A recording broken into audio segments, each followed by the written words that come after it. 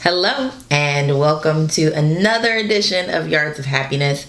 I am DWJ Dana and this is Jelly Bean, and we are wearing our super simple summer sweaters that are knit and cotton.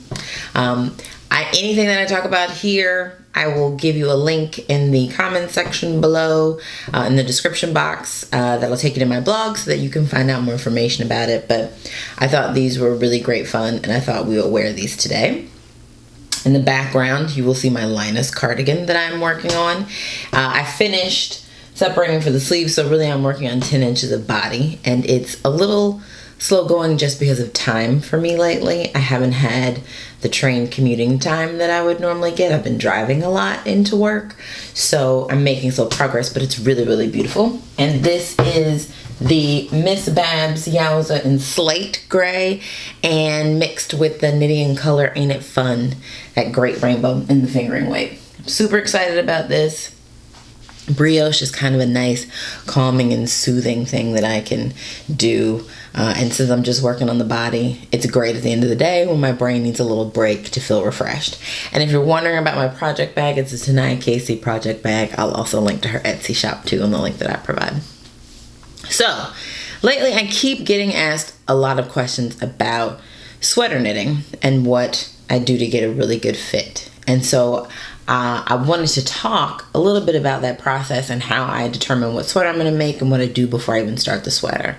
And really it started because I saw a tweet the other day about how it made a designer really kind of mad that people don't swatch. And so I really wanted to talk about that process and everything that goes into it, because if you want to knit your own sweater, it is time consuming, yes. And you want to make sure that you're doing the prep work, the homework, to ensure that you're going to get the fit that you want, that you're going to get the sweater that you want after all this work, right? Am I right, Bino? Yeah.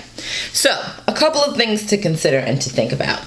First step is really picking the right pattern. I have a list of patterns that I've talked about as patterns that I think are great for first time sweater knitting projects. So I will link to that. But for me, a lot of it has come into thinking about top-down sweaters. And a book that I really love is, this is the digital version, The Handy Knitter's Guide to Top-Down Sweaters. I'll link to that as well. And it not only gives you basic sweater patterns, but it helps you to understand the construction of drop shoulder, of raglan, of saddle shoulder. It's one of my favorites, of circular yokes like this. And once you start to understand that basic construction, it helps you then understand what is expected of you in a pattern, okay? But I do think for your very first sweater pattern, I would highly suggest doing a top-down sweater. Why? You can try it on as you go along. So once you get to the point where you're separating for the sleeves, you can actually put it on and see if it fits and get a better idea of, oh, do I need to start this over? Maybe my gauge was way looser or way off than what I thought it was, right? Top down is going to be the way to go. So first suggestion is really looking at what is the right pattern for you for right now, especially with your first sweater. Then it's thinking about what is going to be the right yarn. For some reason, I'm surprised that people don't realize you don't have to use the yarn that the pattern designer used for their sweater. That's just the yarn that they used. It may be the yarn that they're promoting, or they have a collaboration with that yarn brand. But really, it's all about the weight and getting gauge. And that's where swatching really comes in. So I know so many people say, I don't want to swatch, it takes up too much time, I just want to jump into it. But understanding swatching and understanding how your gauge will impact your sweater will make it way easier for you. And I didn't understand that in the beginning when I was first sweater knitting. So for me, let's use this sweater as an example. I decided that I wanted to use Barocco Pima 100, which I've used multiple times before. And I wanted to use this Birdie's Knits worsted cotton that I got. I decided to pair these two together for my stripes. They're not the same brand, they're not the same company, but they have very similar cellular structures. When you hold them together, they feel really similar. They have the same kind of weight and body to them. So it wouldn't be a huge stretch. It's not like I'm mixing mohair and a worsted where you're really gonna see a variation in your gauge. In addition to that, I have knit the Pima 100 in the gauge needed for this sweater. So for this sweater, I did not do a gauge swatch. Why? Because I have very consistent gauge and I have very consistent tension, and I tend to knit the same all the time. But if I had never knit with this Pima 100 before, I was doing an entire sweater with this Birdie's knit, I would do a gauge swatch so that I knew how close I could get to gauge. Some people will say, I never get gauge, or it's about how close you can get to gauge, because you need to know how many stitches across will get you somewhere and how many stitches in length will get you somewhere. Especially when you're thinking about body length and sleeve length, you want to look at how many rows it'll take you to achieve that. So I can't stress for you enough how important creating a swatch gauge really is if you're thinking about knitting a sweater. Now, if you're someone who uses the same yarns often like I do, and you know, oh, I get 21 by 28 and this DK weight on this needle all the time, go ahead and start knitting. That's on you. But if you're a newbie and you haven't tried it before, do a gauge swatch and block it so that you can actually see how it stretches. And I even tell people it may still vary a little bit once you're knitting in the round and with your tension and changes, but you're gonna have a closer idea as to what you're gonna get and what to expect. Also, you're gonna need to block your swatch, and you wanna block your sweater afterwards.